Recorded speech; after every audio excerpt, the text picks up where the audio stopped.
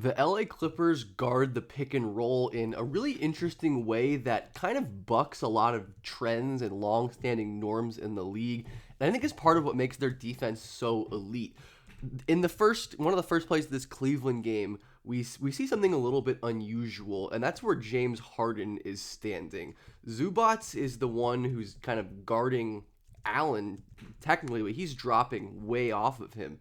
Then you have Harden almost stacking at the top of the key. So you have a situation where there's effectively two players in drop, and then they give up this wing drive. They trust their guys to help, and they force Strus into a tough floaters. I don't really have a name for this. I don't know what Jeff Van Gundy and Ty Lue are cooking in there, but it's almost like they're stacking in the paint, right? You have Zubac originally dropping, and then you have Harden dropping off of the wing, and this forces a lot of tough middle runners. And I think this is a very interesting tactic that I haven't seen anyone talk about, but I'm really curious about. And if you like this kind of content, would really appreciate likes, subscribes, comments on the videos if we're ready for the playoffs to come. And the Clippers do not defend pick and rolls like a normal basketball team.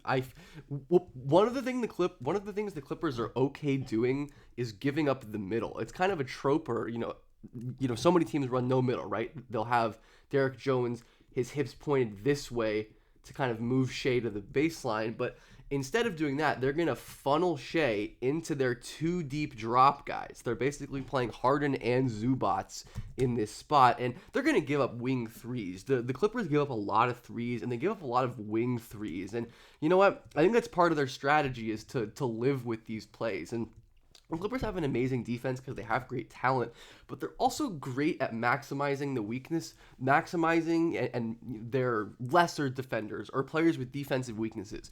Zubats has been a phenomenal defender this year. The Clippers are good at hiding his big weakness of defending in space. And Harden, the Clippers know he doesn't want to expend a ton of energy off the ball, so they're like, we're just going to make him sit in the paint and be a body and help, and use that as like an intentional part of our scheme, which I think is really cool.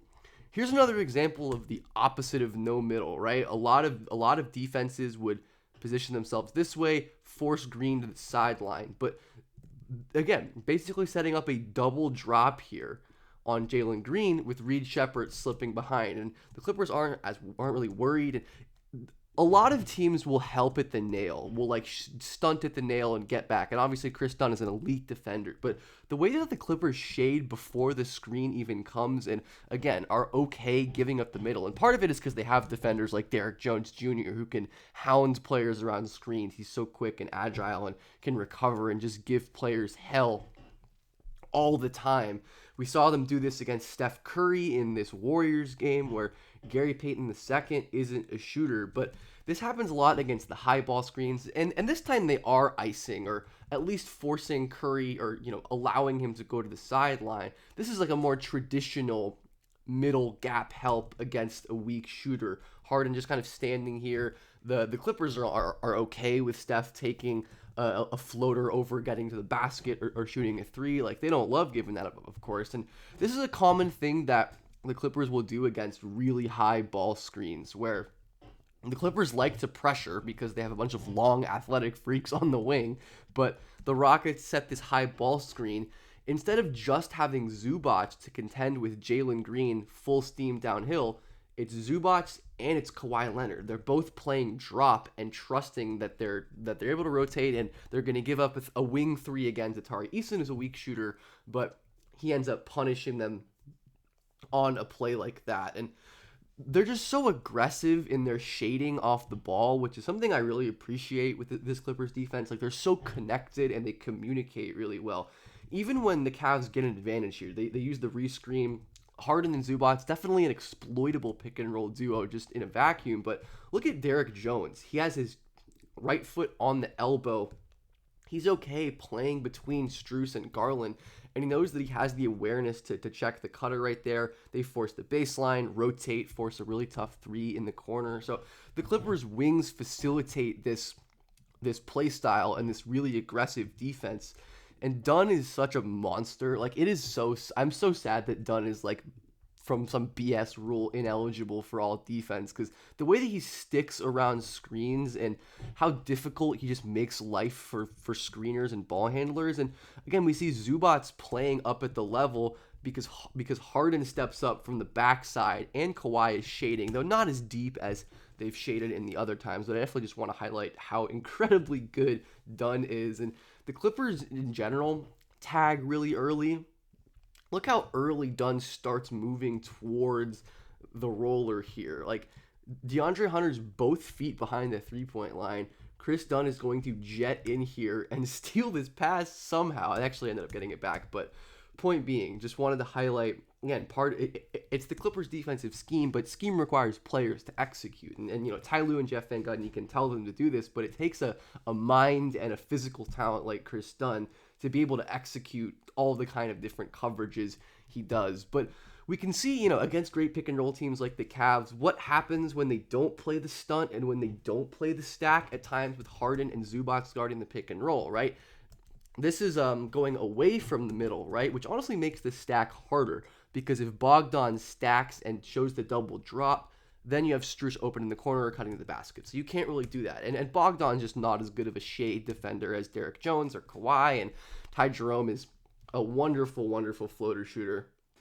And he's able to get to it right there. And sometimes, like, when Harden, when they can't kind of hide Harden in this way, right? They could have had Norm Powell shade, but Harden is a spacey defender. He will zone out off the ball, stare at Donovan.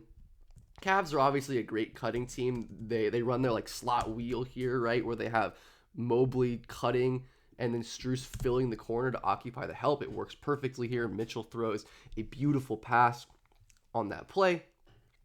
And the Clippers also are vulnerable when they don't have Zubac on the floor. Like, you can see I do think Zubac benefits from the construction of his defense, but like, you can see what happens when teams can like put Harden in the action on a hedge. Mitchell burns him, and then there's just no rim protection back to do anything or cover him at all.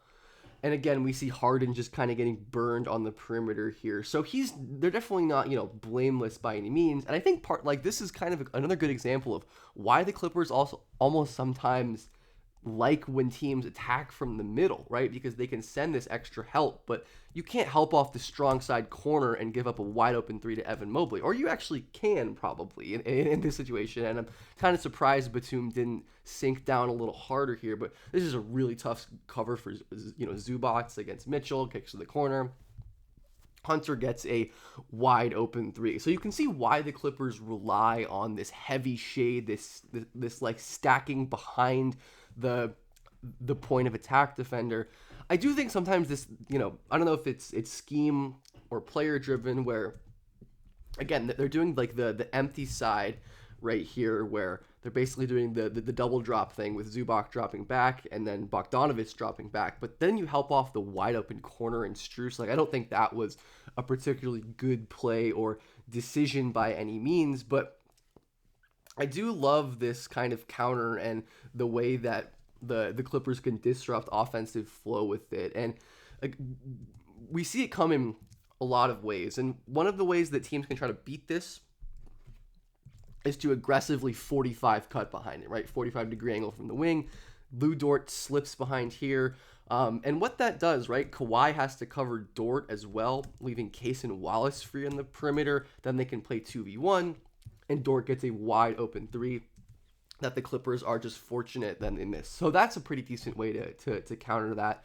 And I love the Clippers defense because they're willing to mix up their coverages. Like, Zubac is not at his best playing out in space and hedging, but they will do it and mix guys up, right? Because if you deep drop every single time, if you play the shade every single time, great offenses and great players like Shea are going to adapt and they're going to pick you apart. But they're able to kind of play a different coverage here, and the Thunder still kind of get a wide open shot, right? And you can see why they, again, don't love to be in rotation like this, especially with Harden off the ball because he's slow chasing to Wiggins, and again, fortunate that he misses an open three right there. But I think Zubac deserves credit for the way he's defended in space this year. It's still not like elite, but look at him playing, again, at the level on Steph Curry.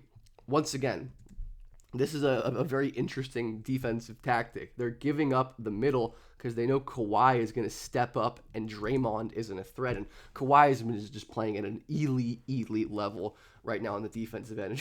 And just watch these Clippers defend. Kawhi rips through that screen, guards Curry.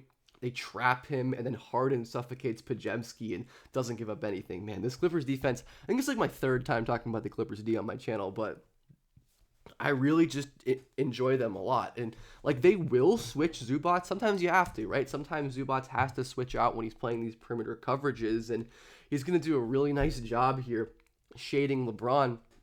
But again, we want to notice the middle shade here, right? Zubats is giving up this open lane because they know Kawhi and Derek Jones.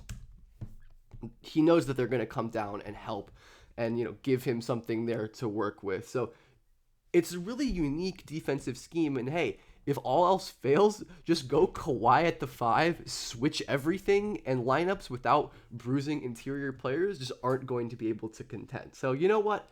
You can always just throw out a bunch of 6'7" plus long guys and just switch everything with Ben Simmons and Batum and DJJ and have Kawhi be an alien and defend these backdoor cuts. And all of these options are what makes the Clippers defense so good. But I do think they're on like the cutting edge in some ways, where they have this unique style where they're okay giving up the middle of the floor, and they're sometimes like suspiciously early in their middle help. But I do think it all is part of the plan when it comes to forcing the type of shots that they want to force and getting the most out of all of their defensive pieces. And I give them a ton of credit for that, both the players and the coaching staff. And I think it's part of the reason why the Clippers, to me, are one of the most dangerous teams in the playoffs. I think they have a real chance to make the Western Conference Finals at the very least. OKC is a hard matchup for anyone, but I could see the Clippers giving them a series. They're